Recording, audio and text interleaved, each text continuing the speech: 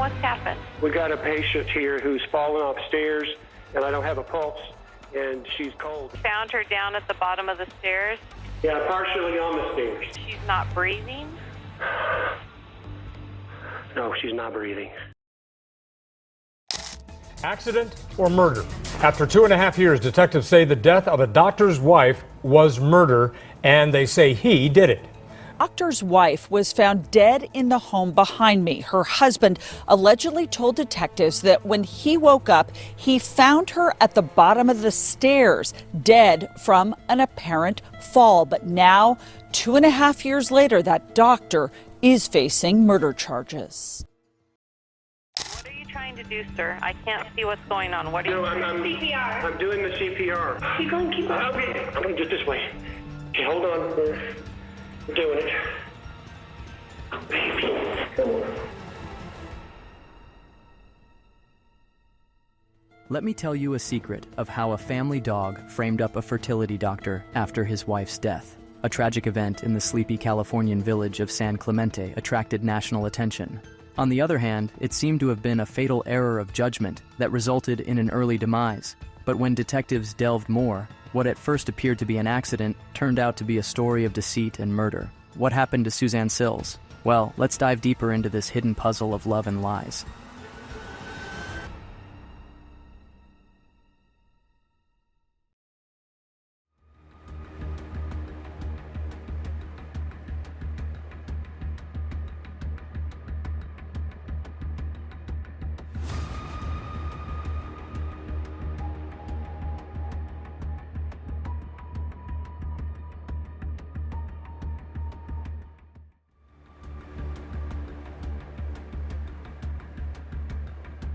Susann Sills, whose path from a young student to a visionary businesswoman was born on the 30th of July, 1971. She was characterized by a strong sense of drive and commitment. Following her graduation from the University of Miami in 2000 with an MBA in International Studies, Susann entered the field of fertility treatment, which is motivated by the desire to support the growth of families and inspire hope. In Carlsbad, California, she co-founded the Center for Advanced Genetics with her husband, Dr. Eric Scott Sills. For Susann, this clinic represented more than just a company. It was a dream come true to change people's lives for the better. In addition to her achievements in her career, Susann was a mother of twins, a girl and a boy, who were 12 years old. Her goals extended beyond her professional accomplishments. She wanted to strike a balance between her work and her responsibilities as a protective mother. Meanwhile, Susann demonstrated her strength, compassion, and perseverance throughout her career and family dedication.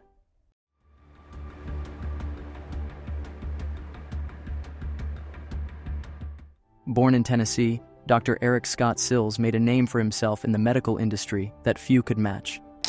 His academic career began in the hallways of Harriman High School, continued at the esteemed Vanderbilt University, and ended at the University of Tennessee at Memphis with a medical degree.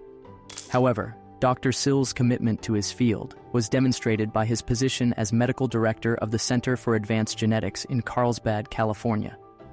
Known in the field of fertility, Dr. Sills' work can make countless families who are desiring a child happy. His contributions went beyond the clinic. He was a recognized authority in his profession thanks to articles he had authored and appearances on TV series like The Doctors.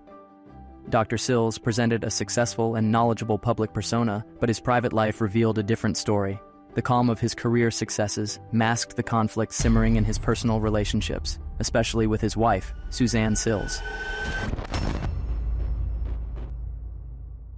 How can such a personality have a dark side to his life? Just when we thought Dr. Sills had a perfect life, his life was actually two-faced, and the darkest part began to play out.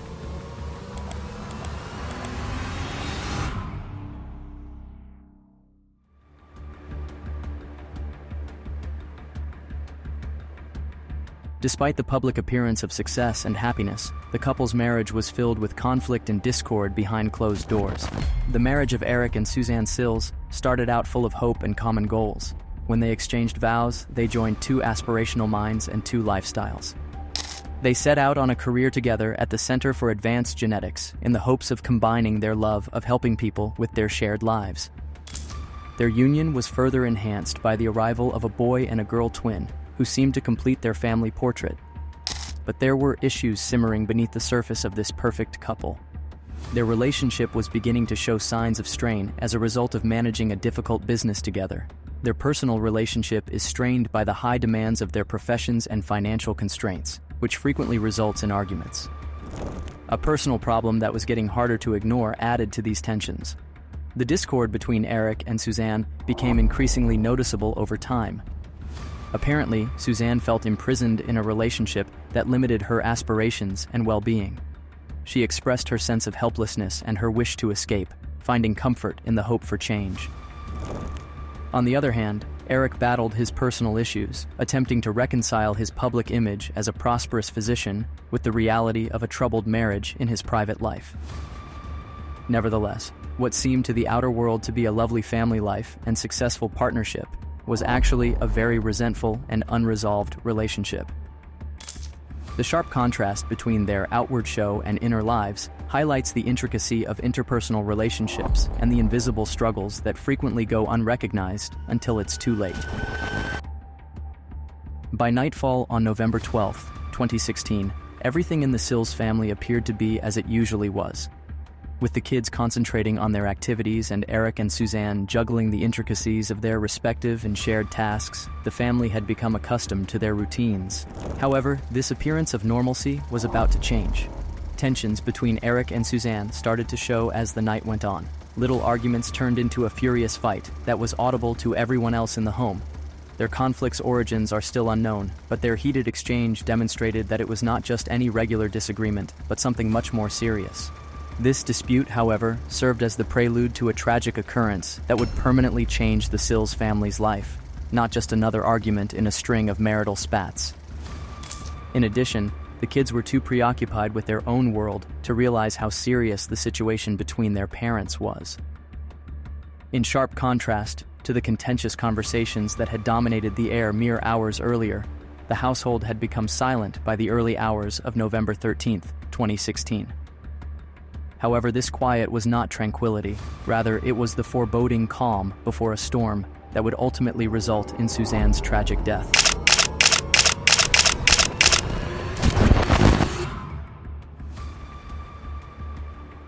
Susann's passing tragically brought their struggles to a close. The sudden change from a family night at a crime scene left questions unanswered, and the search for the truth hidden behind the facade of normalcy, broken in those crucial hours, unfinished.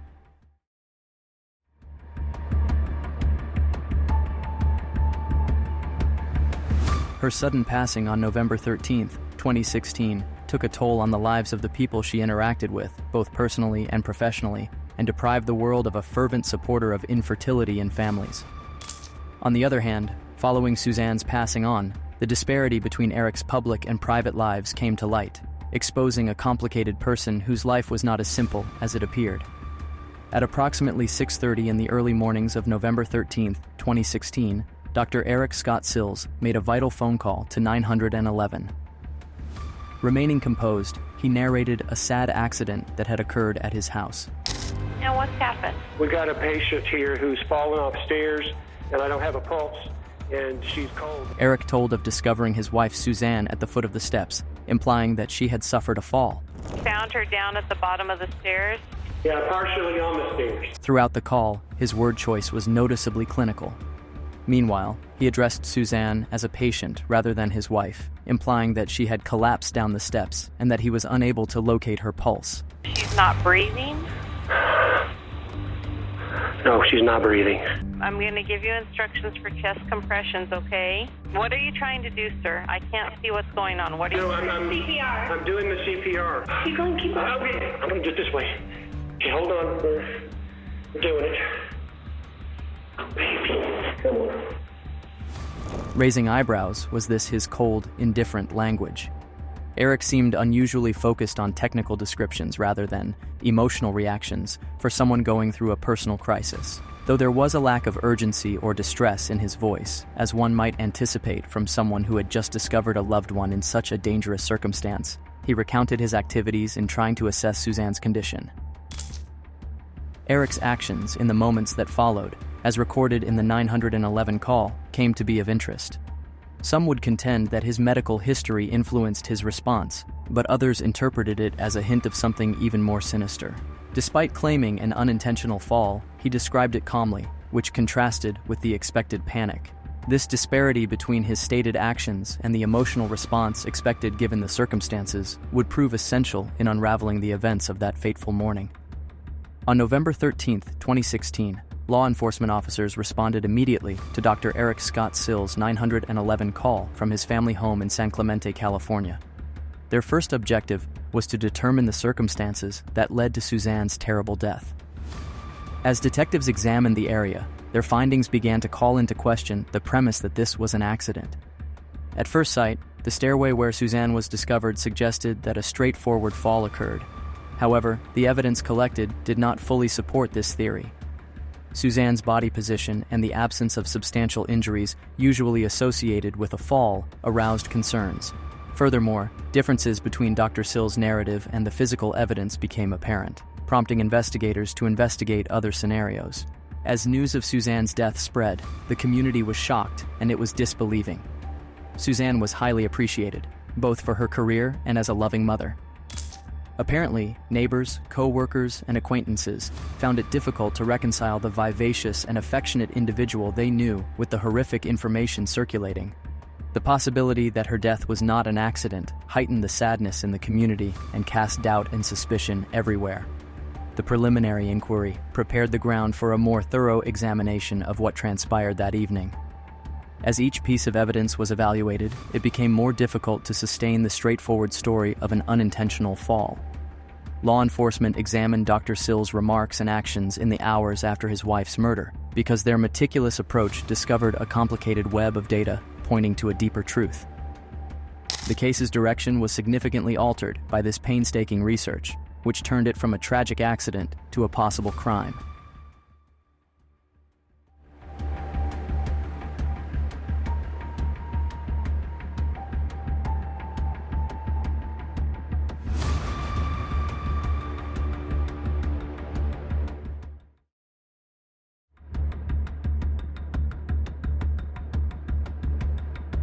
Opening state remarks in Dr. Eric Scott Sills' trial set the tone for a hard-fought legal struggle. The prosecution first offered a narrative of calculated murder, contending that on November 13, 2016, Dr. Sills killed his wife Susann on purpose and then set up the scene to look like a fall gone wrong. They drew attention to the discrepancies in Dr. Sills' version of events, his unusually composed 911 call, and the absence of injuries typical of a fall downstairs. Meanwhile, the prosecution sought to demonstrate that the evidence suggested a premeditated act of violence rather than a terrible accident. On the other hand, the defense portrayed Dr. Sills as a devoted spouse and a well-respected medical professional who was incapable of the horrific deed that the prosecution had detailed. Nevertheless, they insisted that Susann's death was a tragic accident and that the couple's marriage, despite its ups and downs, was essentially strong. The defense emphasized Dr. Sills' medical experience and maintained that his calm behavior during the emergency call was due to his training as a professional and was not indicative of guilt. They disagreed with the prosecution's multiple readings of the evidence, arguing that there was insufficient evidence to establish foul play. The jurors faced a difficult challenge in sorting through the evidence and testimonies to ascertain the true events of that fatal morning, as both sides were deeply committed to their divergent versions of the truth at the start of the trial.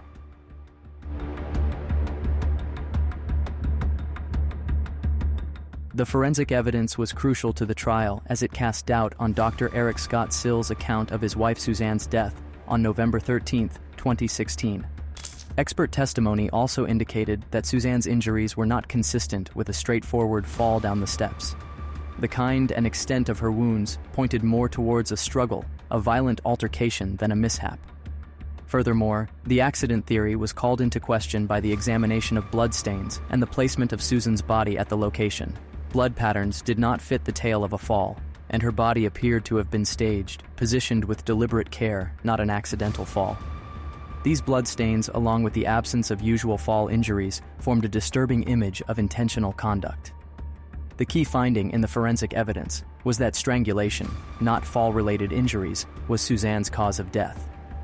Meanwhile, it was said that the couple had 2 dogs, and during the time of event, the dogs were seen pulling the scarf found around the victim's neck away. Dr. Eric also claimed the dogs pushed his wife down the stairs. Do you think the dogs could have strangled her in the process of pulling the scarf hard? Why was Susann strangled, and by who?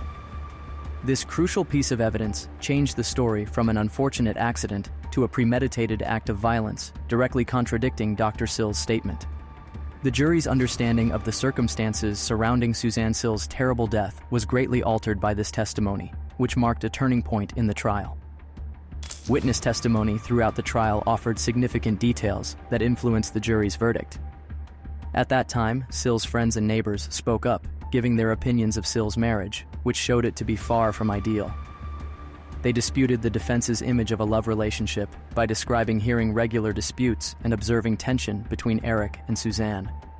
The couple's own children gave one of the most moving testimonies, recalling the night before their mother was discovered. Eric claimed the evening was tranquil, but they remembered being awakened by the sound of their parents fighting. Their testimonies gave the prosecution's claims that the couple's marriage was in disarray more weight. The testimony of medical professionals, who clarified that Susann's injuries and the scene did not correspond with a fall, was another pivotal point that supported the theory that her death was not accidental. The jury's comprehension of the intricacies of the case was enhanced by these testimonies, which combined first-hand recollections with professional evaluations. They offered insight into the personal conflicts of the Sill family, implying that the outward appearance of a happy existence concealed more sinister truths. This blend of expert and personal knowledge significantly influenced how the trial turned out, assisting the jury in reaching its verdict. The jury arrived at their verdict after hearing testimony for several days and carefully weighing the available information. They found Dr. Eric Scott Sills guilty of second-degree murder in connection with the death of his wife, Susann Sills, on November 13, 2016, a day filled with anxious expectancy. There was a profound silence in the packed courtroom of relatives, friends, and onlookers as the verdict was announced. Dr. Sills, who had remained innocent the entire trial, reacted with restraint. His expression was stern, showing little sign of the turmoil the verdict must have caused him to feel.